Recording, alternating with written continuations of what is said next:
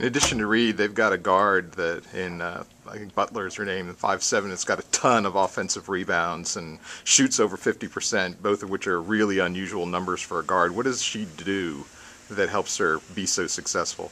Well, I think she's the key to their team, if you ask me. She has 100 offensive rebounds, almost 100 steals, and almost over 100 assists. That's pretty special. I mean, that's somebody that's doing a lot of things that nobody else wants to do. And so, when we look at film, obviously we know Chastity Reed is a great player, but they've got a strong supporting cast. And Butler is one of those players like our Deja Foster. She does a lot of things that doesn't get a lot of credit, but those are things that helps your team win. The reason they're here is because they have players out around Chastity Reed that have made their success possible. One great player doesn't win 26, 27 games. It takes a lot more than that. And I think Butler is a tremendous player for them. She may not be a three-point shooter, but she's a penetrator. And the things she does, all the little things. Again, 100 offensive rebounds, 100 assists, and 100 steals is a pretty good stat line. Coach, it's not easy to go on the road and win in the tournament. You did it last year. Does that give the club some confidence coming into this situation?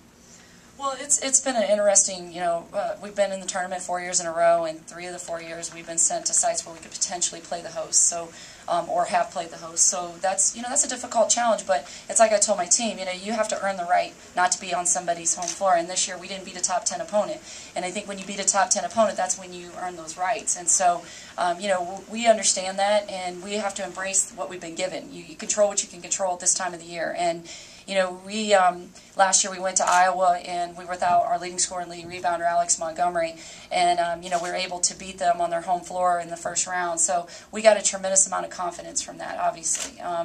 But this is a totally different year, different team, a different tournament, and we're playing the Sun Belt champions. I mean, they didn't win the tournament; they won the regular season, which to me is more significant because it's over the long haul. And then you're looking at a team that went to the championship game and could have won either way that game. So they're a very good team. They're well coached. They're prepared.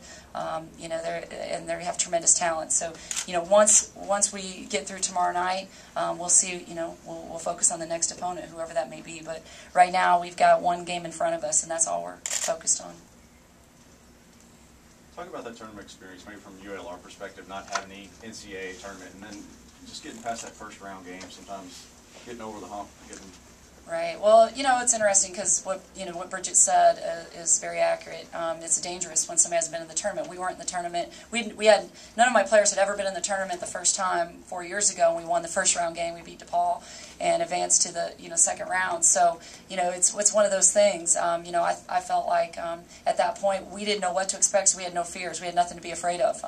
It was just like go out there and play and let's see what happens. And that's what we did. And we were able to upset DePaul and win that game and advance to the second round. So, I think that at this point in the season, everybody's played so many games and played against so much competition that it's just one of those things where anything can happen in the NCAA tournament. And you look across the country so far. I know we haven't played women's games yet, but the men's bracket. I mean, anything's possible. So you just have to come and play. It doesn't matter at this point in the season. To me, it really doesn't matter about seeding because it's a basketball game, and there's not a team in this tournament that doesn't deserve to be there. Especially anybody that's been included in as an at-large bid, because this wasn't an automatic bid for Arkansas Little Rock. I mean, they were picked as a team just like we were. So we have tremendous respect for them, and they wouldn't be in this tournament if the committee didn't think that they deserved to be. And so we just have to prepare for them, and you can't look past anybody at this time of the year.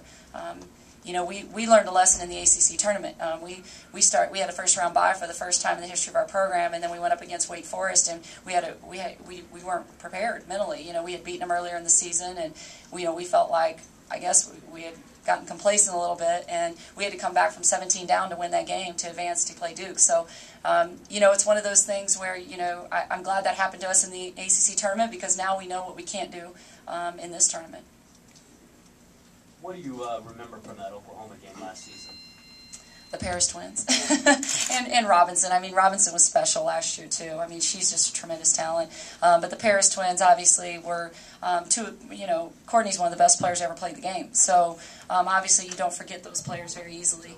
The other thing I remember is that at halftime, it was a very close game. And, and we were without our best, our leading scorer and leading rebounder. So, our kids had gained a lot of confidence through that experience. And Sasha Gula, who was a freshman for us last year as our post player, played extremely well against the Paris Twins. So I felt like she really walked away from that game feeling very good about herself and about what she was going to accomplish this year, and she set out to do that, and she's had a great year. And I think that experience playing against Oklahoma last year in the second round was just a tremendous step forward for our program.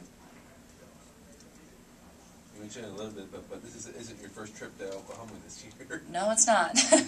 We actually, we played in the WNIT preseason, and again, we were without Alex Montgomery. She didn't play the first 6 games of the season, so we came out here and we actually there was a football game in Stillwater, so there was no hotel, so we had to stay in Oklahoma City and drive back and forth. So that was a tough challenge for this team. And so when we said going, back to Oklahoma, I don't know that everybody was really excited about that, but when we got here and realized how close we were to Oklahoma City, to Norman, we felt much better about that trip, and knowing we were going to be able to stay right here, near where we were going to play, obviously makes it that much nicer. So, especially with the weather outside.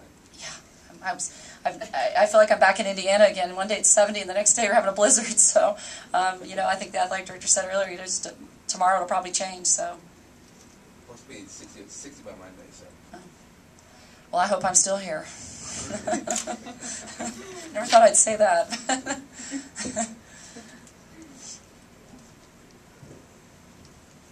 We have time for one more question. Coach Joseph. Coach Joseph. Okay. Thank That you. concludes.